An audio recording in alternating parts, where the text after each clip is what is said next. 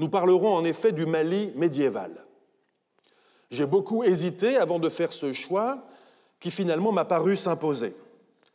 Non seulement parce que, tout en ayant beaucoup parlé du Mali au cours des 2 premières années, je vous ai surtout montré quelques-unes des pièces du puzzle en vous laissant probablement un sentiment d'inachèvement, un sentiment qui vient du désordonnancement méthodique auquel je me suis livré. Que faire à présent avec les pièces de ce puzzle ?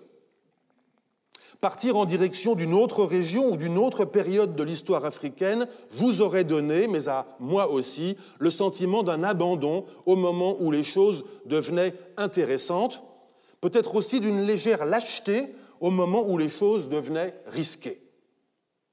Car tenter de remonter le puzzle de l'histoire du Mali médiéval, oui, est une entreprise risquée. Beaucoup s'y sont essayés, produisant chacun ou chacune à leur tour une image plus ou moins complète, nécessairement toujours un peu ressemblante aux précédentes, mais à chaque fois un peu différente.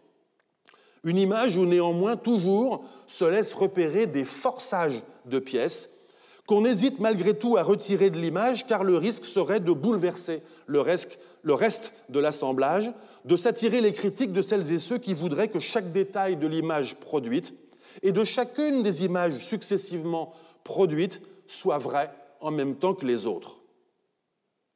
Ce que je vous propose cette année, ce n'est pas de me suivre aveuglément dans la reconstitution d'une image finie, mais de m'accompagner dans la reconstruction de certaines parties du puzzle, celles que je crois les plus solides.